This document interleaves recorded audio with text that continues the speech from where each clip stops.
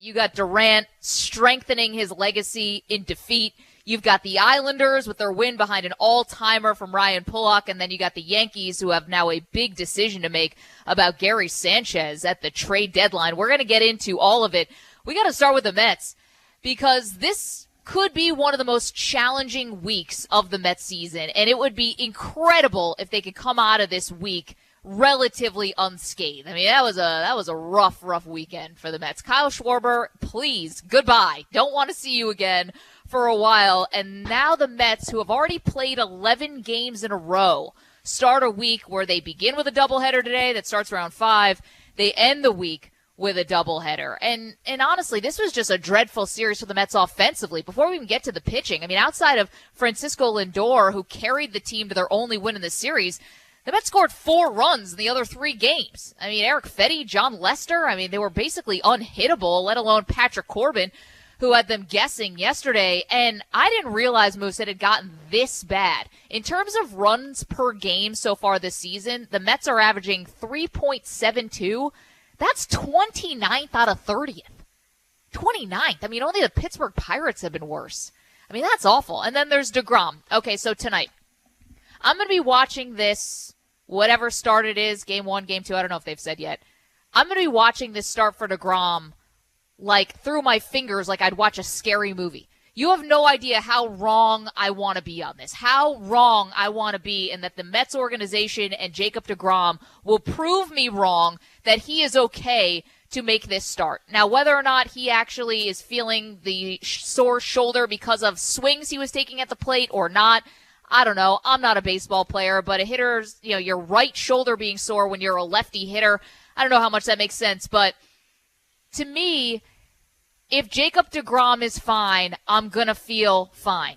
If I'm right and he has to get pulled from this start and his 3rd straight start early, I think just my stomach's going to sink. I'm not going to say the bottom's going to fall out because the other pitchers have pulled their weight here, but I cannot tell you how fearful I am watching deGrom take the mound today.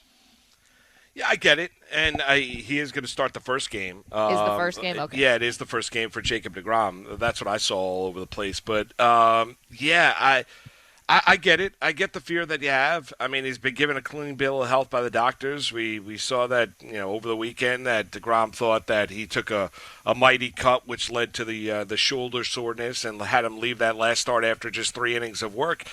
Yeah, it's a gamble. But if they feel like, Maggie, that to play to the Mets side, and I get you could be negative and woe is me and, everything that's gone on with this Met organization, they've given you a lot to feel that way, that it's not going to all work out. It's not going to all work out into the positive. So, okay, that's all in the past. That's all the history of it. If they feel like they've targeted what was the issue and they really believe that it was Jacob deGrom, he felt it after swinging a bat, not from a pitch, nothing is medically wrong with him. 2 MRI, 1 on the shoulder, 1 on the elbow clean. Got checked out by 3 different doctors, right? 1 on the elbow, 2 with dealing with the shoulder. All came back clean. The initial test after he left that last start after 3 innings, when they did some tests, in the clubhouse, they all thought it was nothing of great significance, to the point where deGrom came out and Luis Rojas came out and met with it. What we were talking about last week was kind of the mystery of the issue with Jacob deGrom. So you want to say, well, they've targeted what the issue was. It was nothing mechanically. They believe it's nothing from him throwing the ball, 100-plus miles an hour, 99-plus miles an hour, and the amount of times that he's doing it, that it's nothing wrong with the delivery or anything of that. We know his tendinitis 2 starts back. Then he's ready to go. I mean, because all we talked about was shutting him down to give you more time to find out what the issue is. So if they believe, and they wholeheartedly believe with 100% certainty, that the issue was he suffered that shoulder soreness or that issue with his shoulder from a swing of the bat, then they've targeted the issue. Whether you agree with it or not, I mean, then they've targeted the issue. Then what would be the point of shutting him down? Because it seems a little odd to me that it would be his right shoulder when he's a lefty hitter. That's the only thing. Like sides and obliques, I get that with the torque of the swing and how you're doing that. But from everything I always thought about baseball is that if you're a lefty hitter, you're feeling most of that, and most of the work is coming from your left shoulder. I guess it just like raised an eyebrow for me. I'm like, all right, listen, if that's what they think it is, believe me, I will get no pleasure if I'm right about this. I don't want to be right about this. I want DeGrom to go out there and be able to pitch just like he has, or, be as effective. Of course I do. I want them to win games, and I obviously want them to rebound after losing 3 or 4, and Kyle Schwarber had 5 home runs in that series. It was just like, good night. I mean, they just couldn't muster anything. And DeGrom he's just so incredibly important, and like you just kind of tell where the Mets in terms of their pitching is. For as good as Walker, Stroman, Peterson now has put together, 2 good back-to-back outings, even though if he couldn't last very long in the game of the weekend, but still he was very good.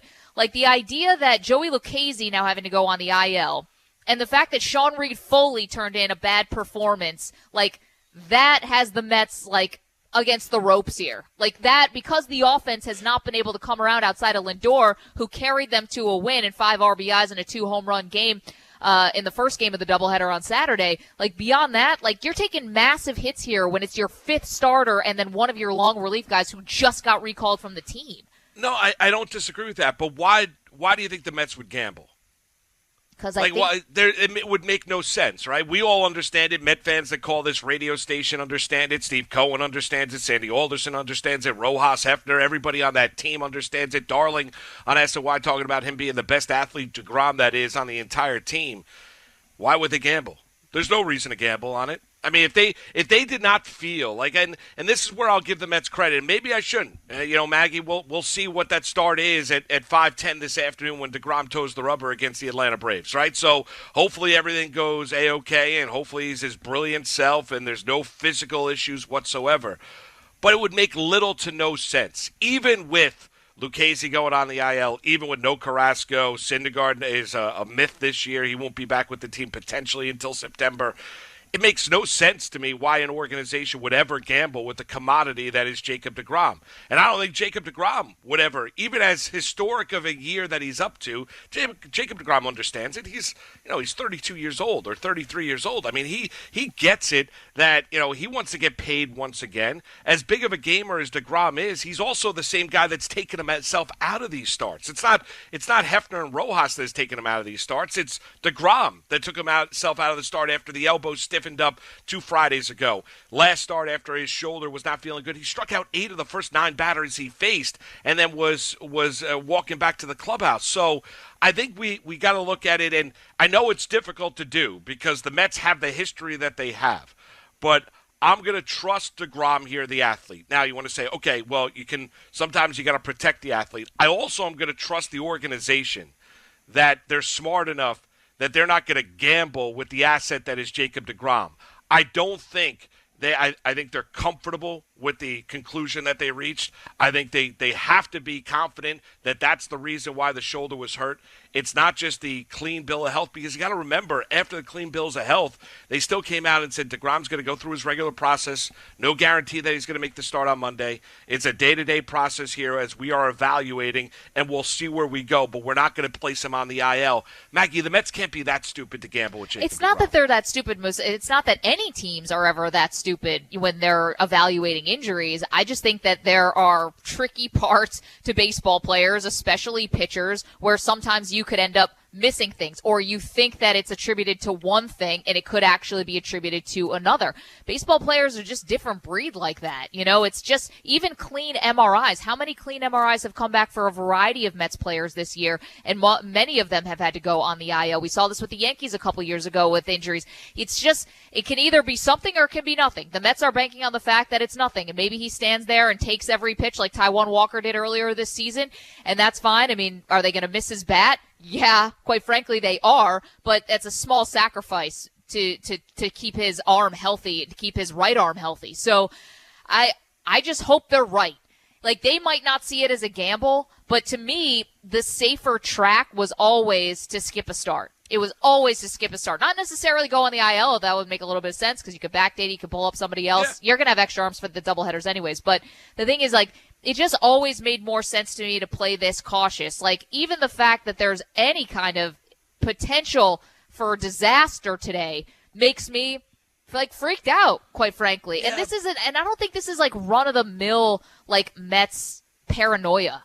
quite frankly. I don't. I think it's the combination of him leaving 2 straight starts, the combination of him being Jacob deGrom, and just how important he is. Yeah, the Mets might not see it as a gamble. The Mets might also not have the full picture of everything that's going on, and that's why I wanted them to slow play this thing. Yeah, see, I get you would get people off of your back if you slow played him, put him on the IL, and I would not have been surprised if the Mets decided to put him on the IL. I guess I'm coming to the conclusion, Maggie, and connecting the dots here and leading you that everyone's comfy and cozy.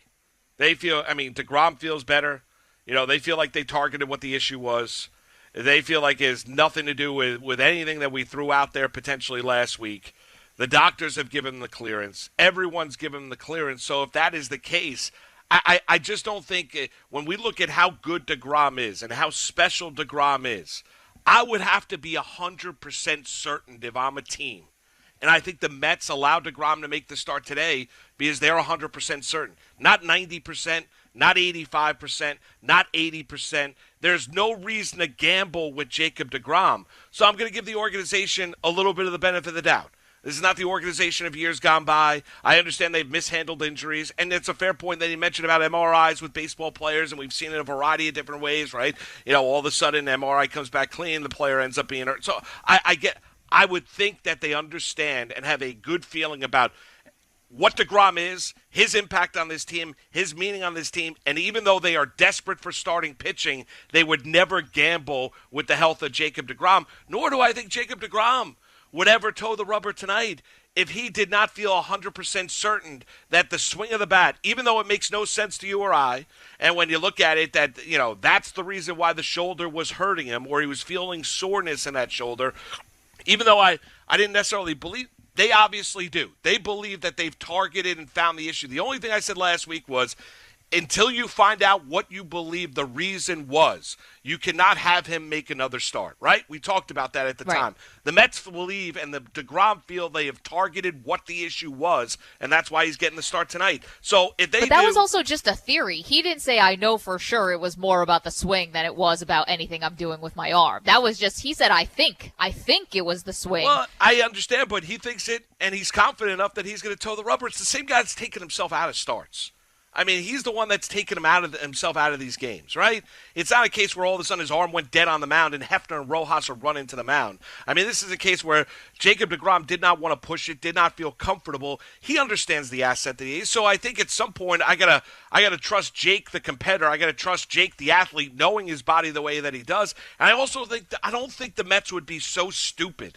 And I know I hate that term, but so stupid that they would put an asset out there on the mound if they believed they were gambling with his health. They have 12 straight games against, now they just came off with the Nationals, but 12 more straight games against division rivals. And I just hope for this week, I'm hoping.